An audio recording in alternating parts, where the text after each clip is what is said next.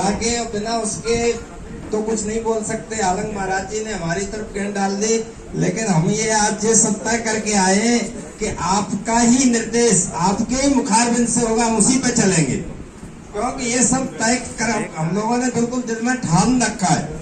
आपका एक एक आदेश हमारे लिए बिल्कुल एक सैनिक की तरह हम लोग काम करेंगे, और उस पर आप जो निर्णय दे दें। अगर टोल प्लाजा पे बैठना है तो हम वहाँ बैठेंगे। कालिदास महाराज से भी बात हुई थी, तो उन्होंने कहा कि आज तो व्यस्त हैं नरेंद्र महाराज के साथ में, लेकिन बोला हम पूरे साथ हैं, अपने सब संत जिला के संतों को लेके आएंगे। तो आप जैसा कहें, अगर कलेक्ट्रेट पे बैठना है तो हम लोग कलेक्ट्रेट पे बैठेंगे, लेकिन निर्णायक हो अगला मूवमेंट। तो जो महाराज आप बताएं उस हिसाब से। मेरा एक सुझाव है, हम सब लोग सभी अनुशासन, मतलब सबसे पहले हमें अपना क्या करना है, अनुशासन का ध्यान में रखते हुए ये जिंदगी में ध्यान रखना, अनुशासन देश को महान बनाता है। हमें ये ना हो हम आंदोलन किसके लिए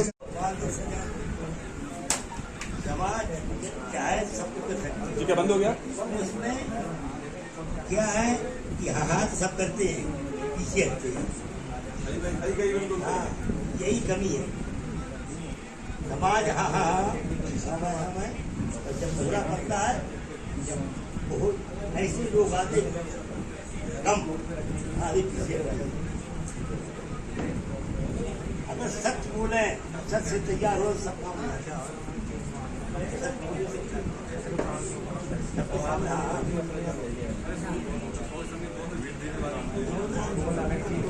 हाँ करने कुछ होता नहीं।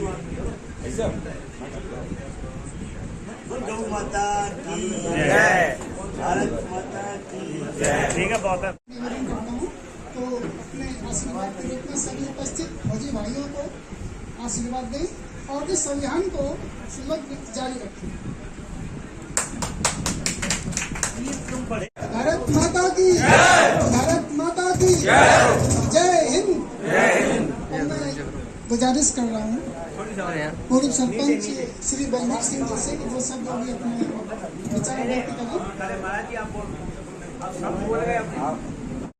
माँ फलेषु कदाचन, जो निष्काम कर्म करता है, अपना कर्म करे लेकिन फल की इच्छा ना रखे। तो आप लोगों ने जो अभियान चलाया है, कर्म से तो कोई छूट नहीं सकता है। कर्म आपने किया, लेकिन इसमें कोई राजनीति नहीं है, पीछे कोई इसका रीजन नहीं है। सबसे बड़ा कारण नशा है।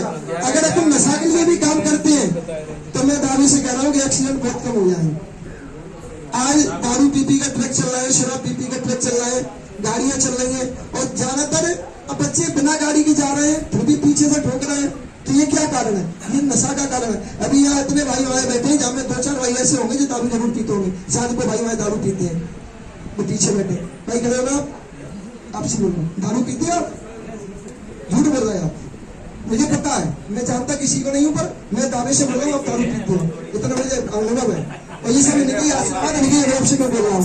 और साथ है कि आप दारू अगर छोड़ देंगे तो भविष्य बढ़िया है आपका।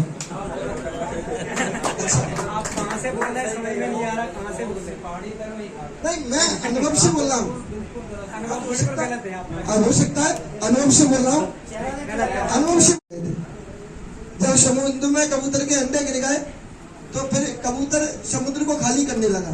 अब तो माँ की ममता तो होती है, माँ की ममता बच्चे के प्रति कितनी होती है तो आप सब समझते ही होंगे। तो कबूतर समुद्र को खाली करने लगा, खाली करने का इसी के बीच में मोर निकली वहां से। तो मोर ने पूछा कि भाई तुम यहाँ क्या कर रहे हो? बोले हमें ज्ञान नहीं चाहिए, हमें साथ चाहिए। तो इस बात को सुनकर मोर भी समुद्र को खाली करने लगे। इसके बाद धीरे धीरे फिर आगे चले तो चील आए तो उन्होंने भी कहा भाई तुम ये क्या कर रहे हो? कि हमें तुम्हारा ज्ञान नहीं चाहिए, हमें तुम्हारा साथ चाहिए। ऐसे करके जितने भी पक्षी थे एक एक करके सभी आ गए। तो इसके बाद फिर गरुड़ भगवान निकले। तो गरुड़ भगवान ने पूछी कि भाई तुम ये क्या कर रहे हो? उन्होंने कहा कि हमें तुम्हारा प्रवचन नहीं चाहिए, हमें तुम्हारा साथ चाहिए। तो भाई गरुड़ भगवान भी लगने लगे समुद्र खाली करने में। अब समुद्र का एक व्यक्ति के हाथ से खाली हो रहा है, समुद्र की तो सीमा था है। तो अब विष्णु भगवान को कहीं जाना था, तो विष्णु भगवान ने कहा कि गरुड़ कहाँ है, बुलाओ गरुड़ को बुलाओ। जो गरुड़ की आवाज लगी, तो किसी ने कहा कि वे तो व्यस्त है महाराज, प्रभु भिन्नी काय में व्यस्त है वो कि बे तो समुद्र खाली करे में व्यस्त है। भिन्नी की कैसे मूर्ख है कि समुद्र तो खाली होगा ही नहीं, समुद्र तो खाली होगा ही नहीं। तो विष्णु भगवान भी देखने के लिए पहुंचे तो विष्णु भगवान ने पूछा क्या कर रहा है ये? नहीं देखो प्रभु हमें तुम्हारा ज्ञान नहीं चाहिए, हमें तुम्हारा साथ चाहिए, हमें तुम्हारा ज्ञान नहीं चाहिए, हमें तुम्हारा साथ चाहिए। तो विष्णु भगवान भी लग गए और जब विष्णु भगवान लग गए तो फिर समुद्र खाली आएगा और समुद्र खाली आएगा उनके अंडे निकाले गए। तो इसी तरह ये लड़ाई छोटी मोटी लड़ाई नहीं है, ये लड़ाई बहुत बड़ी लड़ाई है आती है जिसको सुनने से दिल को आघात लगता है। और कहीं ना कहीं हम इसी बात से आगे आए कि हम आपके साथ हैं और आजीवन आपके साथ रहेंगे।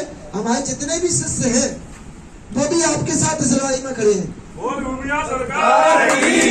ऐसे खड़े नहीं होंगे, आवाज देके खड़े होंगे। और अभी मैंने आप सबसे मुख से एक बात सुनी थी तो मैं एक कहावत कहना चाहता हूँ। एक कबूतर था, कबूतर